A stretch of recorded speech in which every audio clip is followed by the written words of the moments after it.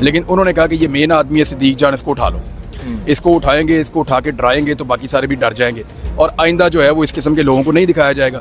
वो दिखाना चाह रहे थे कि नामालूम अफराद जो हैं उन्होंने ये दिखाया कि जनाब उनके हाथों में वो सफ़ेद रंग की स्ट्रिप्स हैं, वो यहाँ पे क्या लेने के लिए आए। पता नहीं शेल कौन से बरामद करने हैं यार। सिद्दीक जान ने कभी किसी बच्चे से टॉफ़ी नहीं छीनी। वो इतना, मैं सबको यही कहता हूँ कि यार वो नरम दिल आदमी है। वो अपनी, देखो उसका दिल बहुत बड़ा है, वो मुकाबला करना जानता है, वो डरता नहीं है, वो बहादुर है, लेकिन वो फिजिकल नहीं होता किसी के साथ। उसका ये तरीकाकार ही नहीं है, वो कलम से और ज़बान के साथ अपना मुकाबला करता है। अच्छा इमरान भाई, मुझे बता दें, रिटायर्ड चीफ साहब ने जो इंकशाफात की हैं, उसको उठाना, उसको नौकरी पे लगाना, निकालना, ये जायज़ था?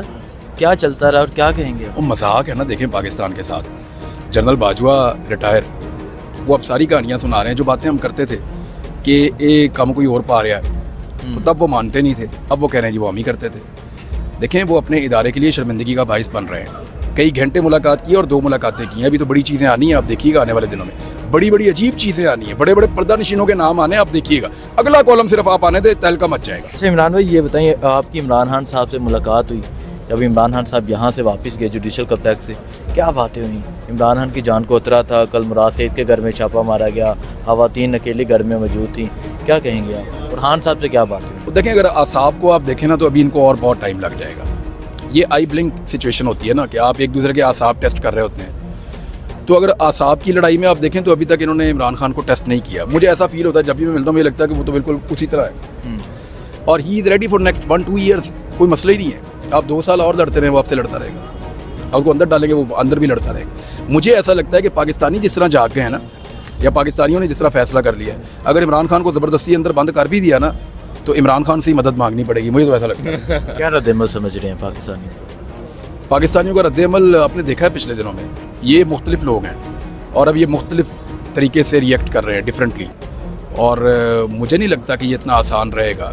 पाकिस्तानी बंद कमरों के फैसलों को बहुत मान चुके हैं, अब नहीं लगता ऐसा। अस्सलाम वालेकुम, मैं हूं हसनैन, आप देख रहे हैं नया पाकिस्तान। इस वक्त मैं जुडिशल कम्प्लेक्स में मौजूद हूँ। इमरान रियाज खान मेरे साथ मौजूद है। सिद्दीक जान के लिए सर आप यहाँ पहुँचे, कसूर क्या समझते हैं? सिद्दीक जान का कसूर क्या है?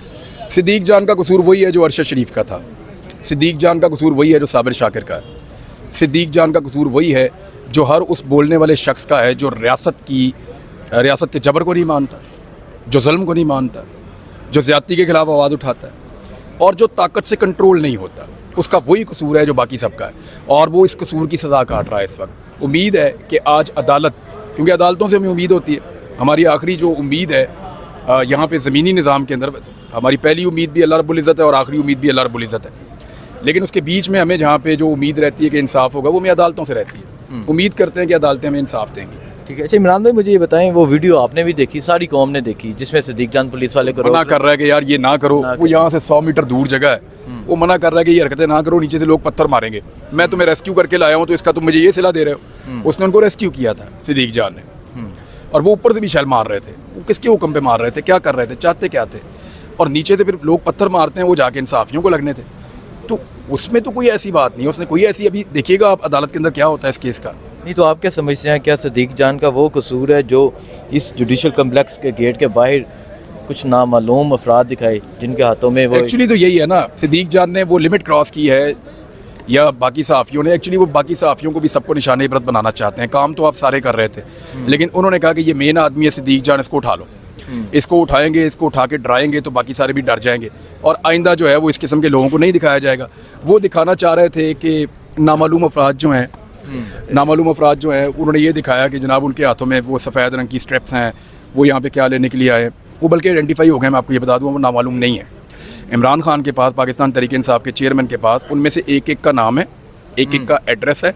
यानी वो खुद ही बता देते हैं लोग। वो पाकिस्तान के प्राइम मिनिस्टर रहे हैं, उनको बाकायदा लिस्ट भेज दी कि जनाब ये वो बंदे थे, इन महकमों से ताल्लुक़ था और ये वहाँ से आए हुए थे, ये इनके एड्रेस हैं, ये इनके रैंक्स हैं। अब इमरान खान के पास ये इन्फॉर्मेशन है।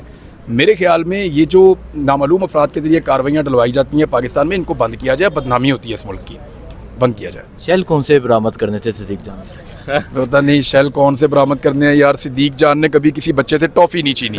वो इतना, मैं सबको यही कहता हूँ कि यार वो नरम दिल आदमी है।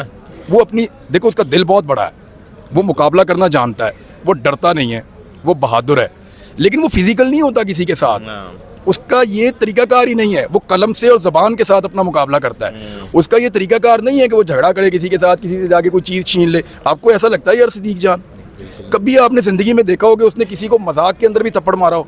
कभी आपने देखा हो उसने किसी से कोई चीज़ छीनी हो? हाँ, ये तो मैं मान सकता हूँ कि सिद्दीक जान से फलां बंदे ने ये चीज़ छीन के तो खा ली उससे लेके, ये मैं मान सकता हूँ। और वो छोड़ भी देगा, दे भी देगा, जरूरत भी नहीं पड़ेगी, खुद ही दे। वो इतना नरम दिल आदमी है। उसके ऊपर देखो डाला क्या उन्होंने, और नेकी उसने की, वो उठा के लाया पुलिस वाले को और ला के उसको उसने रेस्क्यू किया। अच्छा इमरान भाई, मुझे बता दें, रिटायर्ड चीफ साहब ने जो इनकशाफात की हैं, उसको उठाना, उसको नौकरी पे लगाना, निकालना, ये जायज़ था? क्या चलता रहा और क्या कहेंगे आप? वो मजाक है ना। देखें, पाकिस्तान के साथ जनरल बाजवा रिटायर, वो अब सारी कहानियाँ सुना रहे हैं। जो बातें हम करते थे कि ये काम कोई और पा रहा है, तो तब वो मानते नहीं थे, अब वो कह रहे हैं जी वो हम ही करते थे।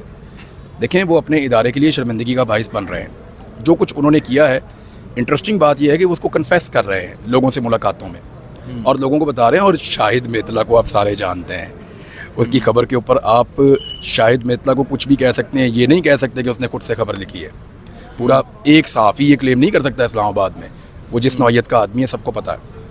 और वो एक साइकोलॉजिस्ट की तरह इंटरव्यू लेते हैं मेतला साहब जो हैं, वो बड़े बारीक आदमी हैं। तो उन्होंने 2 मुलाकातें की हैं और कई घंटे मुलाकात की है, कई घंटे मुलाकात की है और 2 मुलाकातें की हैं। अभी तो बड़ी चीज़ें आनी हैं, आप देखिएगा आने वाले दिनों में बड़ी बड़ी अजीब चीज़ें आनी हैं, बड़े बड़े पर्दा नशीनों के नाम आने, आप देखिएगा। अगला कॉलम सिर्फ आप आने दे, तहलका मच जाएगा।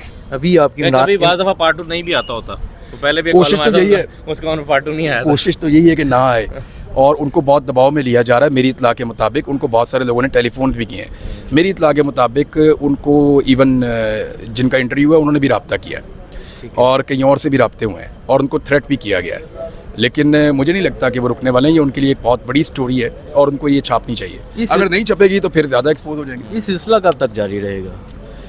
ये तब तक जारी रहेगा जब तक ये जारी रखना चाहें। It's up to them. या तो यहाँ पे आज़ादी होगी और हम खुल के अपना काम करेंगे, तो यहाँ पे फिर आइन नहीं होगा, ये सरज़मीन बेआइन बन जाएगी।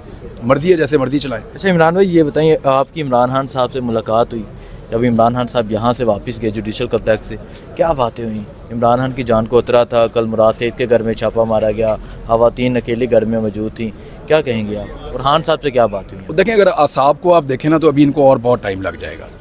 ये आई ब्लिंक सिचुएशन होती है ना, कि आप एक दूसरे के आसाब टेस्ट कर रहे होते हैं।